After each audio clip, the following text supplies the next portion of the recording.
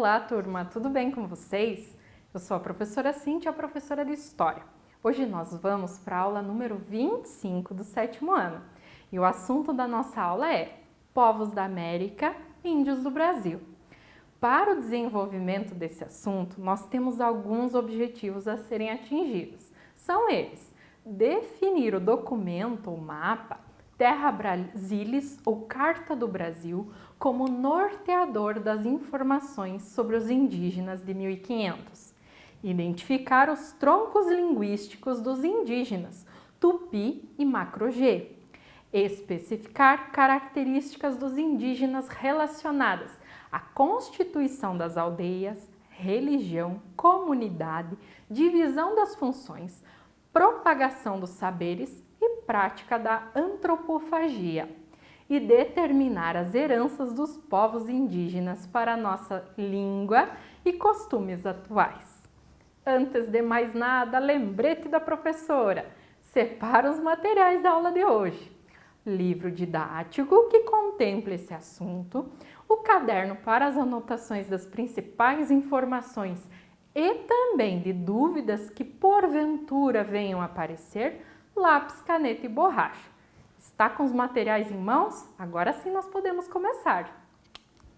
Você já parou para pensar quem vivia no Brasil antes dos portugueses chegarem? Como eles viviam? Como eles se organizavam? Quem morava aqui? Talvez vocês já ouviram falar lá nos anos iniciais, talvez a prof já até pintou vocês deles. Vamos conhecê-los? Terra Brasilis ou Carta do Brasil. Essa imagem representada nesse slide trata-se de um mapa que foi produzido por volta de 1519. Ela foi produzida por cartógrafos do governo português. Cartógrafos, digamos assim, eles são desenhistas. Eles vão desenhar o mapa das terras novas conquistadas. Vão colocar desenhos de como era essa terra, de como chegaram os portugueses, enfim. E é com base nas informações desse documento que são apresentadas algumas características sobre os indígenas que iremos tratar na aula de hoje. Primeiramente, alguns estudos mais atuais revelam que por volta de 1500 viviam no território brasileiro mais de 1000 povos indígenas que tinham crenças, costumes e formas de organização específicas. A esse conjunto de valores e práticas sociais damos o nome então de cultura. Isso daqui é 1000 povos indígenas que contemplam milhões de pessoas. É 1000 povos, mas cada povo vai ter várias pessoas. Então, tinham muitos índios. E esse contato com os portugueses exterminou boa parte deles. Mas entenderemos quando tivermos a aula desse contato de índios e portugueses. Vamos continuar. Primeiramente, tronco linguístico. Tronco linguístico, então, é o conjunto de famílias de línguas e forma de classificar os povos pelas origens e semelhanças linguísticas. No Brasil, os povos falavam cerca de 1.300 línguas distintas. E os principais troncos são o Tupi e o Macro-G. Por isso eles são colocados como arvorezinhas. E esse tronco linguístico, o tronco da árvore, ele vai gerar outras raízes, poderiam até ser galhozinhos, né, de outros grupos de origem ou Macro-G ou Tupi. Por exemplo, o Tupi tem o Guarani, né, o Tupi-Guarani, tem o Tupinambá, Tupiniquim, Tupinaé, enfim. Então, vários outros grupos surgem destes troncos iniciais. Muito bem. O tronco linguístico Tupi, basicamente os povos que faziam parte desse viviam no litoral.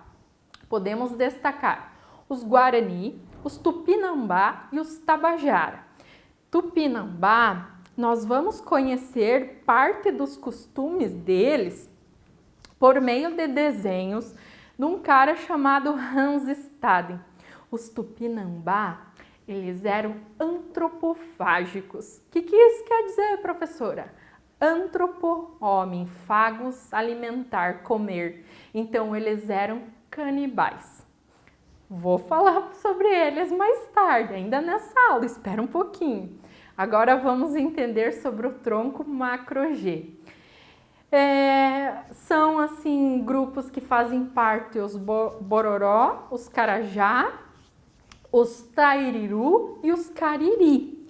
E eles localizavam-se mais no interior do território brasileiro, que pelos portugueses era chamado de sertão, até pelo fato de ser todo coberto de muita mata, muitas árvores, e eles não conheciam muito.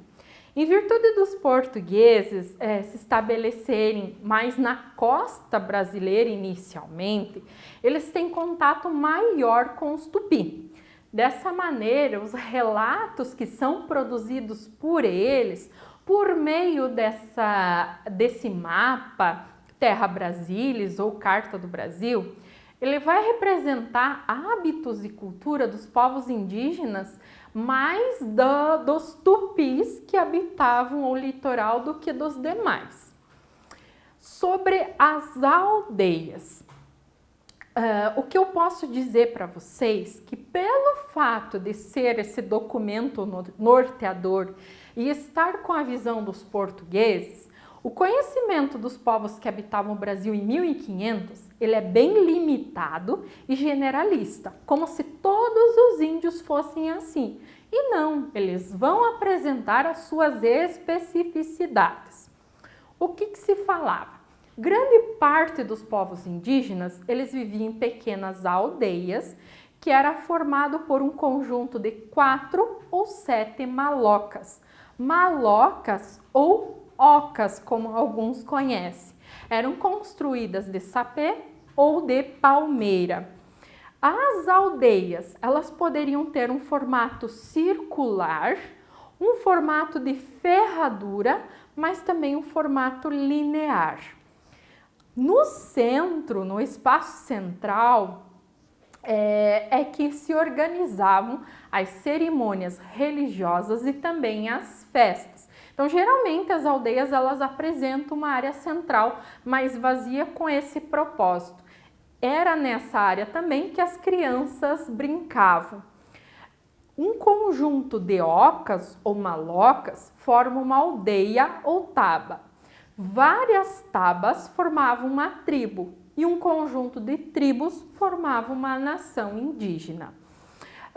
É importante falar que a roda, até mesmo as cantigas de roda, de certa forma, as brincadeiras de roda, tem também sua origem entre os indígenas, assim como nos africanos, tá? E estudando, conhecendo um pouquinho da cultura indígena, essas cerimônias, quando eles fazem suas danças, seus rituais, geralmente eles vão percorrer sempre o mesmo trajeto. A roda dos índios, ela não volta para trás. Por quê? Porque eles acreditam que ao rodar eles estão deixando para trás seres, espíritos ruins. Quando eles voltam, se eles voltam, eles estão buscando tudo de novo, aquilo que eles abandonaram. Tem outros costumes, curiosidades, o uso do chocalho para fazer a música, o ritmo, né? Alguns acreditam que a pessoa, ao derrubar ele, durante esse ritual, ela terá uma vida curta, entre outras curiosidades. Eu sugiro que vocês busquem essas informações, tem muito material bacana na internet. Continuando, tem imagens de aldeias para vocês entenderem e vejam que as malocas, para cada grupo indígena, ela vai ter um formato diferenciado. Aqui no sul nós temos indígenas que faziam malocas, ocas subterrâneas, Por quê? Com o propósito de ter um ambiente mais quentinho, a tal ponto de ficar tão quentinho que é como se tivesse um ar-condicionado. Lógico que não tinha. Por quê? Com o propósito de mais perto da terra, mais para baixo, ele permanece um calorzinho gostoso, uma temperatura ambiente legal. Sobre a religião. A religião tem uma característica panteísta, ou seja, não existe uma figura de um Deus, tá? Um criador. A chuva, a seca, a caçada, a pescaria bem-sucedida, isso deve-se à ação de deuses que são ligados a fenômenos da natureza. Nos rituais religiosos, os índios têm como costume reverenciar, tanto os ancestrais como também a natureza e esses deuses da natureza. Por isso, professores também, a questão do costume de pintar as crianças no dia do índio. Tomem cuidado, a questão da pintura para os índios também tem uma relação religiosa. É pintura para a guerra, é pintura para afastar espíritos. Olha o que ela representa. É melhor trazer, então, um documentário representando esse povo e tratando de informações que fazem parte dessa cultura. O xamã, também conhecido como pajé, era o responsável por fazer essa ponte, essa ligação do mundo espiritual com o mundo terreno. Ele tinha contato, ele entrava em contato com os espíritos para curar doenças e era um grande conhecedor de ervas para combater assim os diversos males, problemas de saúde que poderiam aparecer. Os rituais eles eram variados e poderiam ocorrer inclusive com a ingestão de algumas substâncias que geralmente eram alucinógenas. Até hoje nós temos tribos que fazem esses rituais. E esse é um momento de fazer justamente essa ligação entre o mundo espiritual e o mundo material. Quando os portugueses eles chegaram aqui, os indígenas, para vocês terem uma noção, eles conheciam mais de 3.000 espécies de ervas que combatiam assim os mais variados problemas de saúde. Já na Europa, o número de remédios não passava de 100. Outra situação, quando os portugueses vêm para cá, eles vêm com doenças que os índios não conheciam.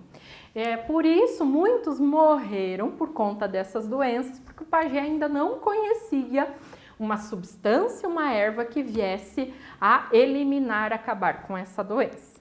Voltando, sobre a comunidade. A terra, a floresta, a água, os animais, tudo era de todos. Não havia propriedade privada. Isso não é só meu, é de todo mundo. Eu produzo para todo mundo. O índio brasileiro, ele vivia num regime, num sistema de comunidade primitiva, onde prevalecia, então, a produção comunitária. A alimentação de onde vinha? Da caça, pesca, coleta e da lavoura. E ela era toda dividida em todos os membros da comunidade. Nas sociedades indígenas não havia privilégios nem desigualdades sociais. Tudo era de todos e todos se mantinham bem. Para os índios, então, não fazia sentido trabalhar muitas horas, pois a natureza fornecia tudo o que eles precisavam. Aí entra a questão do quê? Entra a questão quando os portugueses chegam aqui, aí eles vão fazer os índios de escravos trabalhar muito para a extração principalmente do pau-brasil, da madeira, que é muito valiosa lá na Europa. Mas para os índios eles não entendiam por quê. Para que tanta árvore se você só precisa de uma casa para morar, de uma maloca, de uma oca? E por muito tempo os livros didáticos falavam que os índios eles eram vadios, preguiçosos. Mas não, é a visão que eles tinham sobre trabalho que era diferente da visão que os portugueses tinham. Enquanto para eles o trabalho era para que eles sobrevivessem, para manter o bem de toda a comunidade, Para os portugueses era lucro, era riqueza, cada vez mais. Sobre as funções dentro de uma aldeia. O trabalho então era dividido por meio do sexo e da idade. As mulheres são as que cuidavam das crianças, cozinhavam, coletavam os frutos, plantavam as lavouras e ainda colhiam. Já os homens derrubavam árvores, caçavam, pescavam, preparavam o solo para a lavoura, construíam malocas, armas e canoas. Além disso, eles guerreavam quando era necessário. Para resolver situações importantes, como decidir se haveria uma guerra, por exemplo, era formado um conselho composto por chefes das famílias. E as decisões elas eram tomadas coletivamente, não era uma pessoa que determinava. Existia o morubixaba ou cacique, e ele era o líder da aldeia, mas era uma espécie de conselheiro que ajudava as pessoas a resolver pequenos conflitos, ali aconselhando, mas não quer dizer que ele era superior, era o infalível. Sobre os saberes, o conhecimento, toda essa cultura, ela é passada oralmente de geração em geração. A educação das crianças era a tarefa de toda a comunidade e não apenas da família. Então, a importância dos anciãos, né? Os idosos, eles são responsáveis assim por guardar toda essa história e por isso eles são respeitados. Eles são responsáveis por transmitir às crianças, aos mais jovens, todos os valores e as crenças do grupo que pertence. Além da arte de contar histórias, muitos grupos desenvolveram habilidades como produtores de arte plumária, que consiste na criação de enfeites e adornos de penas coloridas, também na cerâmica, nos trançados e nas pinturas corporais. Alguns desses povos produziram também obras belíssimas. Coloquei para vocês uma imagem simples, mas tem muito mais riqueza dentro da cultura, dentro da arte indígena. Busquem isso. Sobre a antropofagia, como falei para vocês, é a prática do canibalismo. Quando os índios necessitavam de campos, novos campos para caça, em virtude da falta de animais, eles, quando desejavam novas terras, eles poderiam partir para a guerra. Mas é importante destacar que a antropofagia, o canibalismo, não era provocado pela ausência de alimentos. Não era por uma questão de matar a fome com a carne do outro. Os índios devoravam seus semelhantes por dois motivos. Ou era vingança ou era um culto aos antepassados. Em algumas tribos também devorava-se os próprios membros da tribo que faleciam de morte natural, porque eles acreditavam que dessa forma se assimilava as virtudes do parente falecido. Era quase que uma honra ser devorado por eles. Mas detalhe, não eram todos os índios que praticavam a antropofagia, tá? Tupinambás era um exemplo, tupiniquins já não era, tá? Sobre a herança cultural dos índios para nossa atualidade. O uso da rede de dormir, a utilização do milho, da mandioca, do guaraná e demais frutos nativos, o emprego de várias ervas medicinais, as técnicas de fabricação de canoas, jangadas e artefatos de palha e cipó, o uso da queimada das roças antes de fazer um novo plantio, como é o caso da coivara, mas tem que tomar cuidado porque o uso da queimada, assim, sem esse planejamento, está fazendo o que com, por exemplo, a Amazônia, né? Usamos algumas palavras de origem indígena, como é o caso de Iara, Jaci, Itu, Itapetininga, Anhanguera, tapioca, beiju, pamonha, gamela, puçá, arapuca, entre outras palavras que temos no nosso vocabulário e tem a origem deles. Na próxima aula, eu irei falar para vocês sobre as grandes navegações. Nós iremos compreender juntos um pouco dos objetivos e também as características para iniciar essas viagens para o chamado Novo Mundo, para a América. Nós conhecemos os povos que aqui habitavam, agora vamos entender como esses europeus chegaram até aqui. Agora vocês vão para a atividade referente a esta aula, que tem por objetivo revisar o assunto e fixar algumas informações que poderão ser utilizadas nos próximos assuntos. Espero que tenham compreendido. Se não, retomem os slides, vejam de novo essa aula, busquem outras informações, busquem outros sites e outros vídeos. Tem muita coisa legal sobre os nossos índios que faz parte das raízes do povo brasileiro. Bons estudos a todos, um abraço, até a próxima e tchau!